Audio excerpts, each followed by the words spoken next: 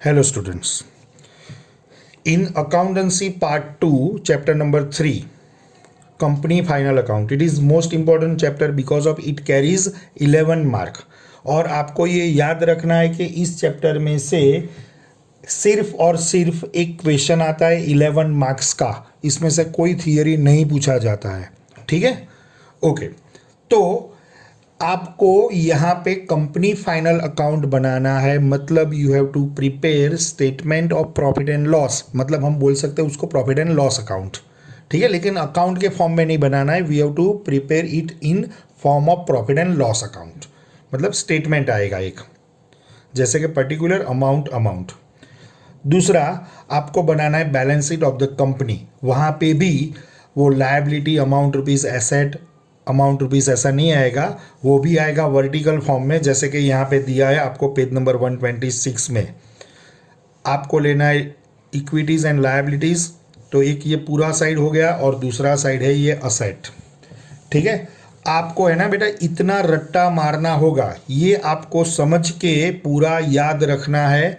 ये liabilities side का detail, ये एसेट साइड का डिटेल, ये सभी हेडिंग्स जो है एंड सब हेडिंग्स वो सब आपको याद रखना है. अच्छा, अब ये जो हेडिंग्स है, शेयर होल्डर्स फंड है, वहाँ पे share capital, reserve and surplus, वहाँ पे क्या होता है, तो ये पूरा डिटेल यहाँ पे एक्सप्लेन किया हुआ है, जो आप लोगों ने ऑलरेडी शायद देख लिया होगा. ठीक है, इसको आप जस्ट एक बार रीड कर लोगे तो आपको पता चल जाएगा कि कौन सा अमाउंट कहाँ पे जाएगा. वो था बैलेंस शीट का. अब ये प्रॉफिट एंड लॉस का एक स्टेटमेंट होता है, वो एकदम सिंपल सा है. प्रॉफिट एंड लॉस में होता है income then minus expenses. Income में होता है हमारा ऑपरेटिंग इनकम, मतलब revenue from operation. It is to be said as sales, जो हम गुड्स सेल करते हैं वो. एंड अदर इनकम, जैसे कि हमें बैंक इंटरेस्ट मिलता है, कमीशन मिल रहा है, डिस्काउंट रिसीव्ड, वो सभी यहाँ पे होगा. Then it will be total income और we can say total revenue. And from this we will deduct all the expenses like purchase. फिर चेंज इन स्टॉक का मतलब होता है opening stock minus closing stock होता है. फिर डायरेक्ट एक्सपेंसेस मतलब अदर मटेरियल परचेज जो है, उसके अलावा भी जो डायरेक्ट मटेरियल या कोई डायरेक्ट एक्सपेंस है जैसे कि वेजिस है, वो सब वहाँ पे कंसिडर किया जाएगा. एम्प्लॉयज़ बेनिफिट एक्सपेंसेस में होगा सैलरी, वेजिस, वो सब आ जाएगा. फिर फाइनेंस कॉस्ट मतलब इंटरेस्ट हम अगर कोई पे करते हैं लोन के ऊपर या डिबेंचर के ऊपर, वो वहाँ पे कंसिडर होता है. डेप्रिसिएशन होता है एंड अदर एक्सपेंसेस. अब हमारा जो टोटल इनकम था उसमें से हम टोटल एक्सपेंसेस माइनस कर देंगे, then we will get profit. But this will be the amount of profit before tax. Okay, now from this we will deduct the amount of tax which will be given in the question. Question में आपको दिया होगा 50,000, 80,000 ऐसा tax है, या तो आपको दिया होगा percentage. Normally percentage will be given 30% या 50% is the rate of tax. तो यहाँ पे जो अमाउंट आता है उसका उतना परसेंट टैक्स आप डिडक्ट करोगे, then you will get profit after tax. ठीक है, okay. And this will be consider as our profit after tax. It will be added where, it will be added in reserve and surplus in balance sheet. ठीक है, and provision for tax will also consider as liability. Okay, अब उसका जो detail दिया है वो 1.5 page, almost एक page जितना वो उसका भी डिटेल दिया है, वो भी आप एक बार देख सकते हो नॉलेज के लिए. ठीक है, ओके. अब एक्सरसाइज में से हम करेंगे question number 4. Question number 4, it is on page number 149. Following balances are taken from the book of Sima Limited on 31/3/2017. Prepare statement indicating asset of balance sheet as at 31/3/2017 as per Schedule 3 of Companies Act 2013. ठीक है, तो यहाँ पे इन लोगों ने जो detail दिया है it is only for assets का डिटेल दिया है. And we have to prepare the statement indicating the asset. तो सिर्फ एसेट का ही हमें बनाना है. तो वो मैंने एक फॉर्मेट, अभी मैंने जो बोला ना आपको कि फॉर्मेट आप लोगों को याद रखना होता है, तो इस हिसाब से अगर आप फॉर्मेट याद रख लेते हो तो इस हिसाब से आप पहले फॉर्मेट को लिख दोगे। यहाँ पे मैंने सिर्फ कौन सा लिखा है, statement showing asset of balance sheet. सिर्फ एसेट का हमें पूछा गया है तो मैंने पहले ये पूरा प्रिपेयर कर दिया एसेट का।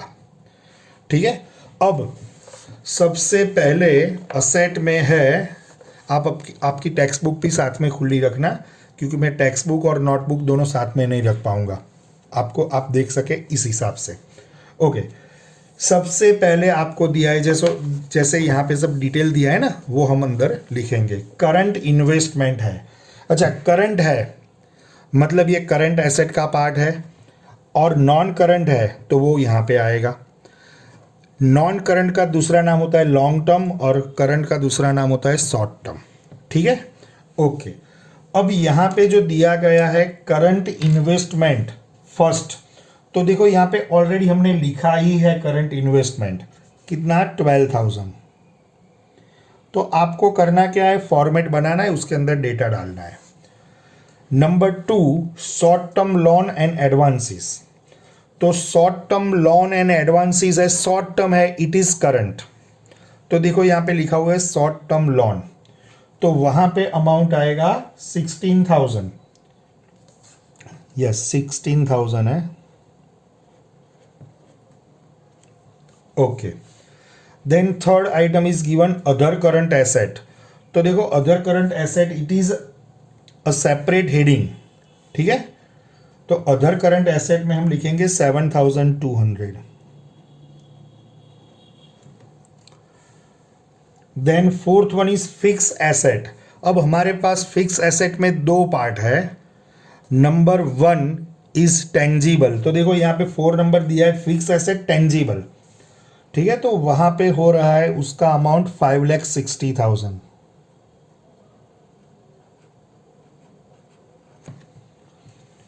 Then cash and cash equivalent, मतलब कैश है, बैंक बैलेंस है, वो सब यहाँ पे कंसीडर होता है। कैश एंड कैश इक्विवेलेंट में वो है 14,000। देन इन्वेंटरी, एंड इन्वेंटरीज का मतलब होता है स्टॉक, तो वो करंट एसेट में होता है। हमने यहाँ पे एक हेडिंग लगाना होता है बी इन्वेंटरीज, तो वो अमाउंट है इन्वेंटरीज का 14,000 नहीं, just a minute, it is 46,000. Inventories is 46,000. Then trade payables, sorry receivables, trade receivables.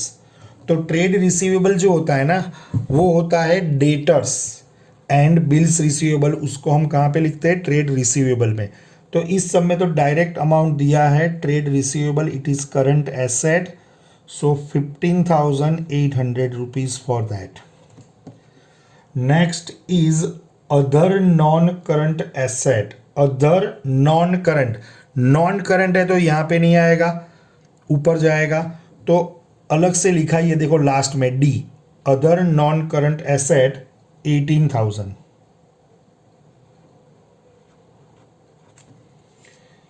Then non-current investment, तो उसका भी एक सेपरेट हेडिंग है नॉन करंट एसेट में। Non current investment it is 26,000। फिर है fix asset intangible. Fix asset, उसमें intangible का मतलब होता है वो है गुडविल, पेटेंट, ट्रेडमार्क, कॉपीराइट, वो वगैरह है। तो इंटेंजिबल एसेट यहाँ पे है 1,20,000 लिखना है हमें, 1,20,000।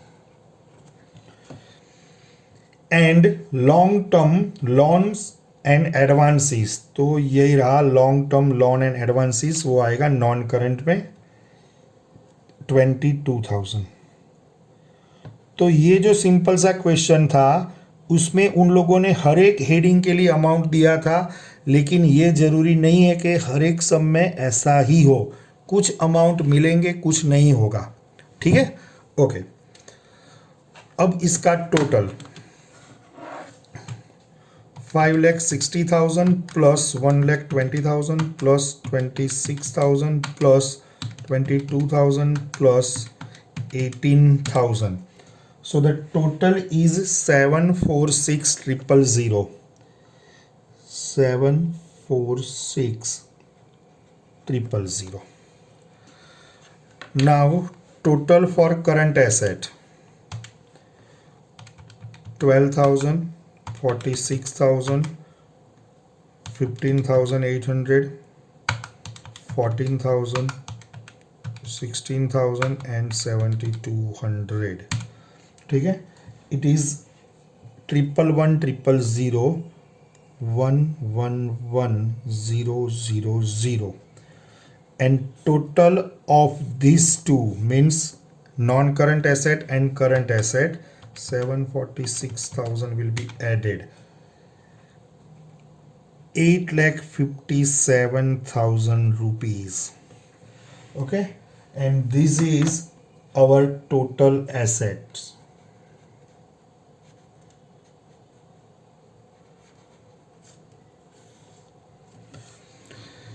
Okay, now next is question number 5. Number 5 में following balances are taken from the book of Yuva limited on 31/3/2017 prepare statement indicating equity and liabilities. अब हमें लायबिलिटीज का मतलब इक्विटी एंड लायबिलिटीज मतलब लायबिलिटी साइड जो होता है ना उसका हमें स्टेटमेंट बनाना है. ठीक है, okay. The details are given on page number 150. ठीक है, यहाँ पे ये डिटेल दिया है.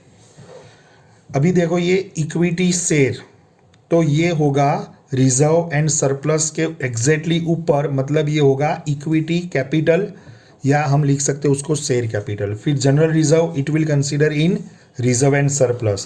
Provident fund it is liability. हम नॉर्मली क्या कहाँ पे लिखते हैं उसको, लायबिलिटी साइड. लेकिन ये प्रोविडेंट फंड जो है ना ये कब हमें पे करना होता है, at the time of retirement of the employee. तो ये हुआ लॉन्ग टर्म प्रोविजन. उस हिसाब से हम सबको अलग अलग बाइफर्केट कर देंगे. ठीक है, चलो इसका भी एक स्टेटमेंट मैंने पहले से बना के रखा है. Statement indicating equity and liabilities of balance sheet as on 31/3/17. यहाँ पे आपको एक ऐड करना पड़ेगा फॉर युवा कंपनी, मतलब name of the company we have to write. Okay, now यहाँ पे है क्या, देखो शेयर होल्डर्स फंड है तो उसके दो पार्ट होते हैं. Number 1 is share capital, number 2 is reserve and surplus. Then heading number 2 is non current liability, मतलब जो लायबिलिटीज नॉन करंट है उसका मतलब होता है जो लायबिलिटी मोर देन 1 ईयर के लिए, the amount which is payable after more than 1 year, it is to be said long term liability और नॉन करंट लायबिलिटी. तो वहाँ पे होगा लॉन्ग टर्म बोरोइंग. हमने जैसे डिबेंचर इश्यू किए हैं तो उसका अमाउंट, अपने डिबेंचर का चैप्टर देखा होगा तो वहाँ पे था रिडम्पशन ऑफ डिबेंचर. तो 6 ईयर्स 7 ईयर्स के बाद उसका अमाउंट हम रिडीम करते थे, तो वो लॉन्ग टर्म होता है. फिर बैंक से लोन लिया वो भी लॉन्ग टर्म होता है. अदर लॉन्ग टर्म लायबिलिटीज, तो दूसरा अगर आपको दिया गया है कि the amount payable after 5 years और 4 years, it will consider as other long term liabilities. Long term provision, तो लॉन्ग टर्म प्रोविजन में आएगा provident fund, gratuity fund, pension fund, वो सब आएगा जो आपको एम्प्लॉय के रिटायरमेंट पे देना होता है वो, मतलब it is more than for more than 1 year.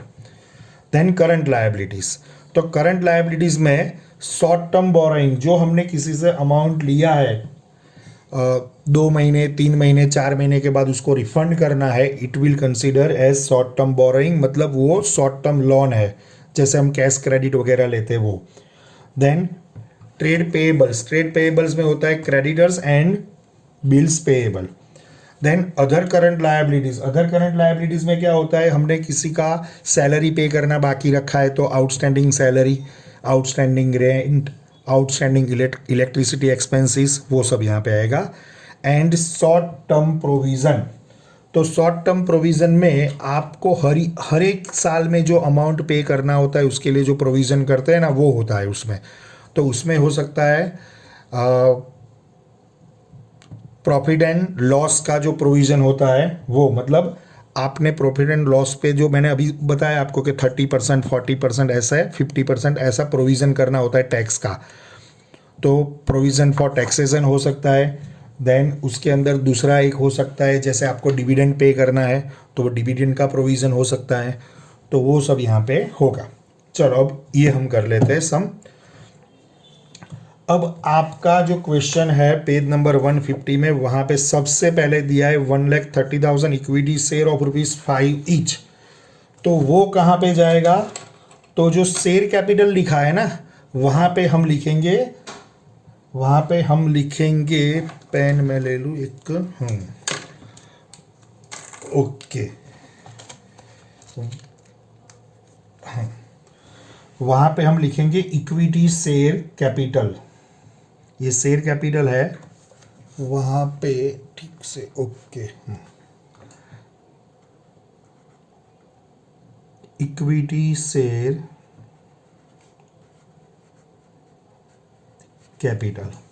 अब हम लिख सकते हैं 1,30,000 शेयर इंटू ₹5। तो 1,30,000 इंटू 5, अमाउंट ऑलरेडी क्वेश्चन में दिया है 6,50,000।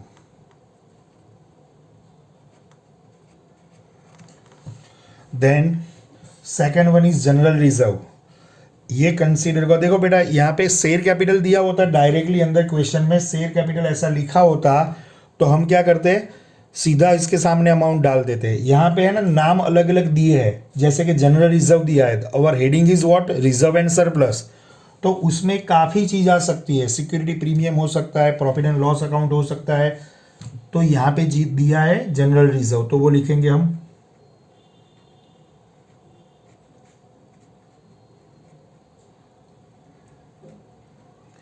उसका अमाउंट है 70,000। फिर दिया है प्रोविडेंट फंड। अब प्रोविडेंट फंड कहाँ पे आएगा? तो वो आएगा नॉन करंट में, लेकिन वो प्रोविजन है। Provident fund is what, it is provision. So provident fund will be shown in long term provision. तो यहाँ पे प्रोविडेंट फंड अमाउंट है उसका 3,60,000। Then number 4 is creditor. तो क्रेडिटर जो होता है वो करंट लायबिलिटीज में होता है, और वो होता है ट्रेड पेएबल्स। तो वहां पे हम लिखेंगे creditors.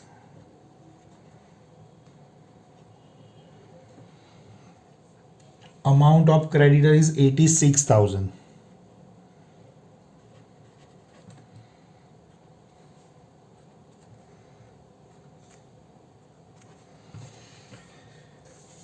After creditors public deposit. ठीक है, अब पब्लिक डिपॉजिट जो है कोई क्लैरिफिकेशन नहीं है, मतलब हमने पब्लिक में से फंड लिया है, तो it will consider as, public deposit will consider as long term liability, मतलब नॉन करंट लायबिलिटी होगा। तो यहाँ पे अदर लॉन्ग टर्म लायबिलिटी में नहीं होगा, हमने पब्लिक से अमाउंट बोरो किया है, तो पब्लिक डिपॉजिट कंसीडर होगा लॉन्ग टर्म बोरोइंग में। Public deposit,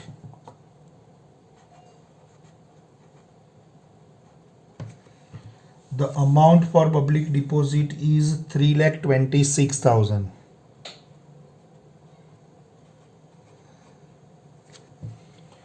Then next is outstanding rent। कोई भी आपका एक्सपेंस आउटस्टैंडिंग है, तो ऐसा तो है नहीं कि रेंट आउटस्टैंडिंग है, it will be paid after 5 और 6 ईयर्स, तो ऐसा नहीं चलता। रेंट आपने भरना बाकी है तो एक आध महीने में या 10-15 दिन में आपको वो पेमेंट करना पड़ेगा, तो वो होगा करंट लायबिलिटी, मतलब शॉर्ट टर्म में, और वो कंसीडर होगा एनी एक्सपेंसेस आउटस्टैंडिंग, मतलब वो आएगा अदर करंट लायबिलिटीज में। तो यहाँ पे दिया है outstanding rent and the amount is 13,000.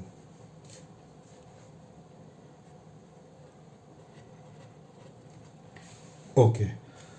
Then provision for tax. Provision for tax, it is provision. ठीक है ना, तो उसको आपको शॉर्ट टर्म प्रोविजन में लिखना है क्योंकि टैक्स हर साल भरना होता है. Provision for tax and the amount is 68,000. Next is other long term liabilities. तो उसका हमने सेपरेट हेडिंग है ही. लॉन्ग टर्म है तो यहाँ पे ही होगा नॉन करंट में. अदर लॉन्ग टर्म लायबिलिटीज उसका अमाउंट है 15,000. तो ये सामने ही हो गया डायरेक्ट अमाउंट 15,000. उसमें हमें और कोई हेडिंग लगाने की ज़रूरत नहीं है. And last one is temporary loan. तो टेम्पररी मतलब है शॉर्ट टर्म या करंट लायबिलिटीज में आएगा. तो ये होगा शॉर्ट टर्म बोरोइंग में टेम्पररी लोन. ठीक है, क्रेडिट बैलेंस बोला ही है. So it is liability.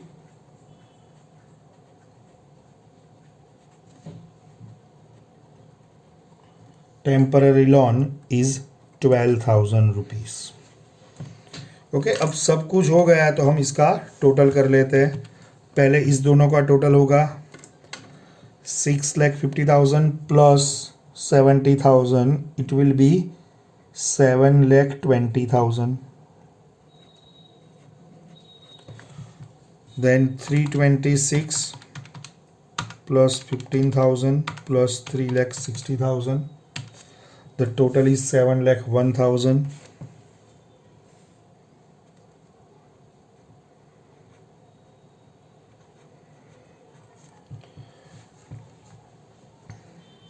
Next is 12,000 plus 86,000 plus 13,000 plus 68,000. The total is 1,79,000. Now the total of these three is 701 will be added 7,20,000. So the total is 16 lakh.